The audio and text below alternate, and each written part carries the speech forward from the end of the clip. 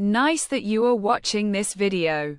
In this video we are going to talk about the album The Tortured Poets Department by Taylor Swift. The Tortured Poets Department is the 11th studio album by the American singer-songwriter Taylor Swift. It was released on April 19, 2024, by Republic Records, 2 hours after its release. It was expanded into a double album subtitled The Anthology, containing a second volume of songs. It was written and produced by Swift, Jack Antonoff, and Aaron Dessner. Swift wrote and developed the Tortured Poets Department amidst heightened fame brought by the Eras Tour in 2023, and the media scrutiny on her public and private lives. Self-described as her lifeline album, its introspective songs depict emotional tumult, with self-awareness, mourning, anger, humor, and delusion as dominant themes. Musically, the album is a minimalist synth pop, folk pop, and chamber pop effort with rock and country stylings. The composition is largely mid-tempo, driven by a mix of synthesizers and drum machines with piano and guitar, whereas the visual aesthetic draws mainly from dark academia. The album broke numerous commercial records, including the highest single-day and single-week streams for an album on Spotify. It topped the charts across Europe, Asia Pacific, and the Americas. In the United States, The Tortured Poets Department became Swift's record-extending 7th album to open with over 1 million units, spent a career-best 17 weeks atop the Billboard 200, and was certified 6 times platinum by the Recording Industry Association of America. Its songs made Swift the only artist to monopolize the Billboard Hot 100's top 14 spots, led by Fortnight, featuring Post Malone. Upon release, the critical reception to The Tortured Poets Department was polarized. The majority of reviews were positive, praising Swift's cathartic songwriting for its emotional resonance and wit, but some found the album lengthy and lacking profundity. Subsequent assessments appreciated the album's musical and lyrical nuances that emerged upon further listens, and disputed the credibility of the initial critique for allegedly focusing on Swift's public image rather than artistic merit. Swift performed songs from the album in a revamped set list of the Eras Tour since May 2024. The album received 6 nominations at the upcoming 67th Annual Grammy Awards, including a record 7th Album of the Year nomination for Swift. Swift released her 10th studio album, Midnights, on October 21, 2022, to critical praise and commercial success. In 2023, she released 2 re-recorded albums, Speak Now, Taylor's Version, and 1989, Taylor's Version, as part of her Taylor's Version re-recording project after a dispute over the ownership of her first 6 studio albums. Both re-recordings were released amidst Swift's 6th headlining concert tour, the Eras Tour, at the 66th Annual Grammy Awards on February 4, 2024. Swift won Best Pop Vocal Album and Album of the Year for Midnights, during her acceptance speech for the former category. She announced The Tortured Poets Department as a new original studio album that she had worked on since 2022. This announcement was met with surprise from her fans, who had anticipated her to announce the re-recording of her 2017 album, Reputation, based on her social media clues. Swift began conceiving the album immediately after submitting Midnights to her record label, Republic Records, and continued working on it in secret throughout the US leg of the Eras Tour in 2023. While she was creating the album, her dating life continued to be a widely covered topic in the press, who reported on Swift's relationships with Joe Alwyn, Matty Healy, and Travis Kelce. At the Eras Tour concerts in Melbourne in February 2024, Swift said that the Tortured Poets Department was a lifeline for her and an album that she really needed to make. Reflecting on how it made her confirm that songwriting was an integral part of her life. In an Instagram post, Swift described the album as an anthology of new works that reflect events, opinions and sentiments from a fleeting and fatalistic moment in time, one that was both sensational and sorrowful in equal measure. The standard edition consists of 16 songs. Swift wrote 3 of them herself and co-wrote the rest, mostly with Jack Antonoff and Aaron Dessner. Post Malone featured on and co-wrote Fortnight, and Florence and the Machine featured on Florida, which was co-written by the band's frontwoman Florence Welch. Swift produced all tracks with Antonoff and Dessner. The album is rooted in personal songwriting, exploring Swift's introspections on the events in her private and public lives. She was inspired by her tumultuous relationships and the public perception of her celebrity to create lyrical narratives that were messy, unbridled, and unguarded, containing meta-references to her personal life through allusions and name-dropping. Heartbreak is the primary topic, expressed via themes such as delusion, anger, mourning, and death. While the lyrics evoke vulnerable and devastating sentiments, they also incorporate humor and hyperbole. Critics found them either self-aware or self-conscious. Swift considered the album a cathartic exercise and described the content as fatalistic, with overarching themes of longing, pining, lost dreams. The album explores various themes to the extremes that Swift had not done before: erotic desires, forbidden love, and escaping from the public eye. With songs using melodrama as a narrative device or drawing on Swift's country music roots to incorporate detail-heavy narratives. While the album is rooted in autobiographical songwriting with confessional narratives and first-person perspectives, some songs are not strictly self-referential and employ fictional elements. According to the literary critic Stephanie Burt, the album title evokes the European poet Maudit, cursed poet, archetype of self-destructive poets who suffered from love, such as Arthur Rimbaud, Charles Baudelaire, or Dylan Thomas. Burt argued that Swift both embraces and rejects this archetype by acknowledging her most intense emotions, but also making fun of them with barbed words, sharp hooks, and sarcastic replies. Critics characterize the Tortured Poets Department as a post-breakup album. In her analysis for The Nation, Burt divides the album into 3 themes. First is the dissolution of a years-long relationship, represented by So Long, London.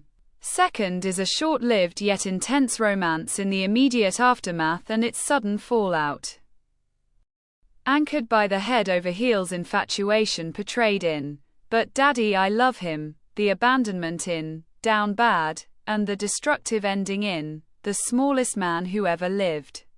Third is the pressure of fame that obliged Swift to keep performing in the public eye, represented by Who's Afraid of Little Old Me, and Clara Bow. Concurring with this narrative arc, Ann Powers wrote in NPR that the Tortured Poets Department reads like a novel where Swift explores how emotional violence is imposed onto women by their male lovers and even by themselves. The Tortured Poets Department has a minimalist production that draws on elements of various styles, including synth pop, pop rock, dream pop, soft rock, and power ballads. In an analysis for the New York Times, John Pareles wrote that Swift employs a choppy pre-chorus, or chorus, that arrives in 2-syllable bursts, adding to a steady verse structure and bringing a hip-hop percussiveness to the songwriting-rooted country music. Josh Kerp of Uproxx argued that the album cannot be categorized into a singular genre. For Slant Magazine's Jonathan Keefe, the minimalist quality puts the emphasis on the lyrical narratives, with the music being a vibe rather than a focus. The production styles of Antonoff and Desna result in two distinct soundscapes. Antonoff's synth-based approach results in synth-pop songs whose mid-tempo compositions are characterized by sustained pads and bass, electronic pulses, and sparse drum machine beats.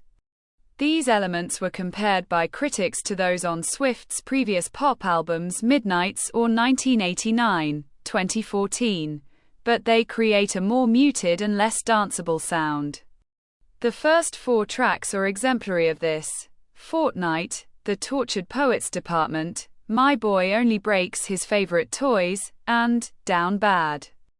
The last of which feature R&B inflections in its dynamic shifts and vocal cadences. Other songs incorporate stylistic influences from different genres, mostly rock and country, the genre that defines Swift's early sounds. Fresh Out the Slammer and I Can Fix Him, No Really I Can evoke western and country in its guitar tones, with the latter incorporating occasional slide guitar accents. Guilty as Sin has a 1990s soft rock sound and country rock-sounding live drums that soften the electronic programming of other Antonoff-produced tracks. Florida and Who's Afraid of Little Old Me experiment with Americana and Southern Gothic. And I Can Do It With a Broken Heart is instrumented by percolating arpeggiated synths and thumping house beats. The second half, primarily produced with Desna, features acoustic arrangements that are driven by piano and strings.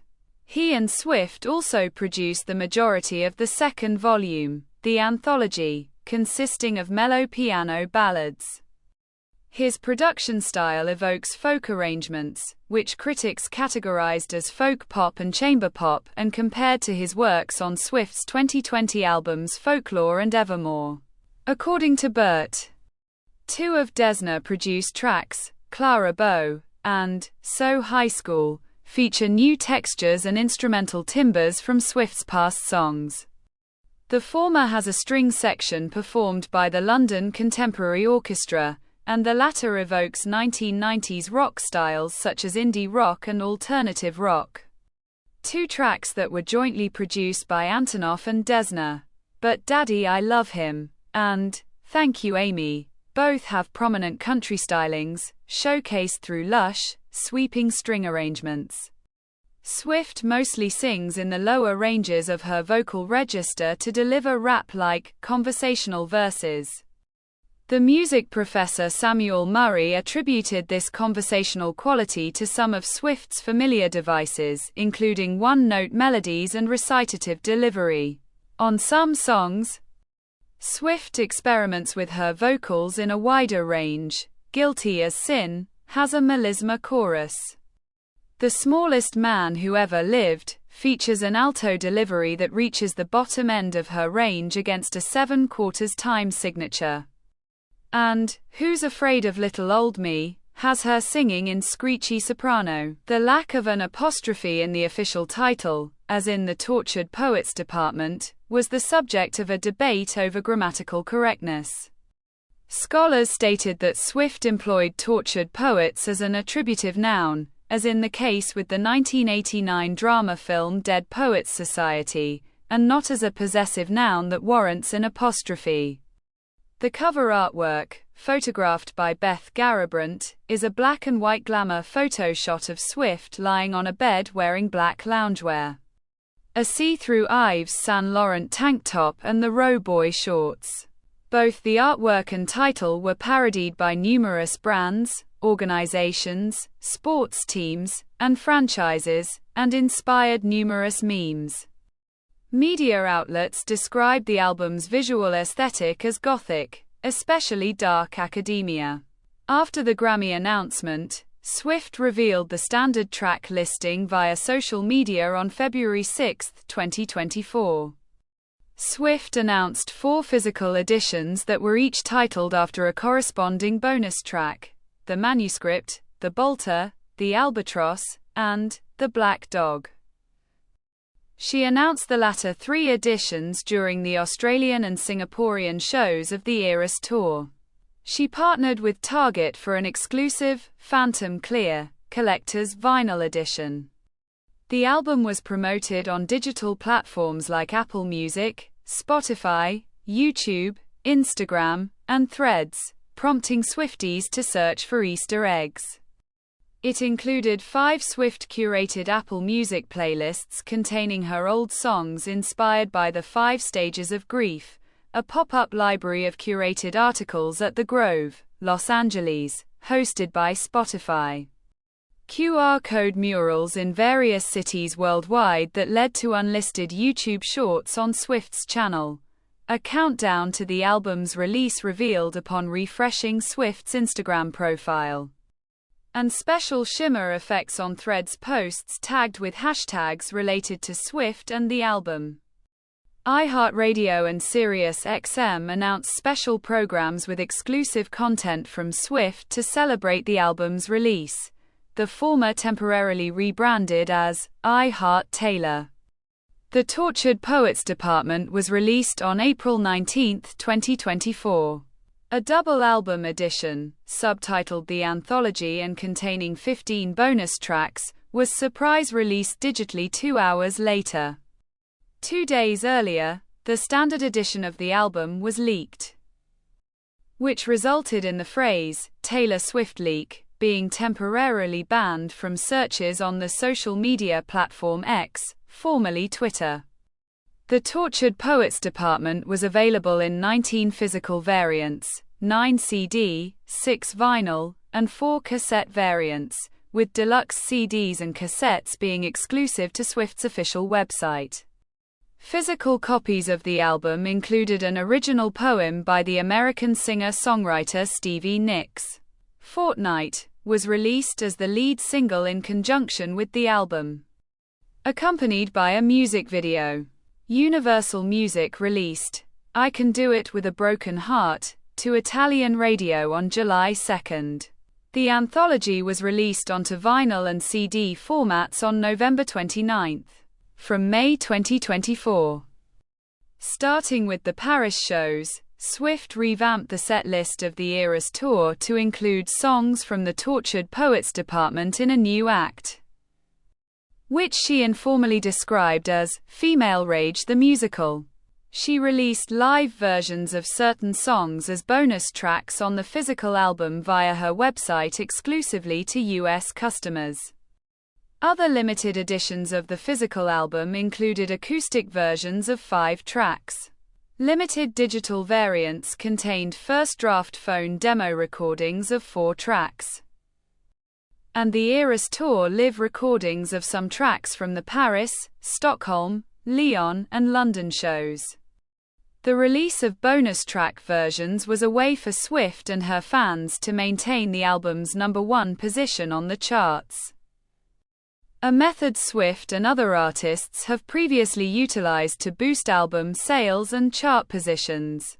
This was the video. Next time we will continue about the album The Tortured Poets Department by Taylor Swift. Don't forget to subscribe. Till next time. Bye. Nice.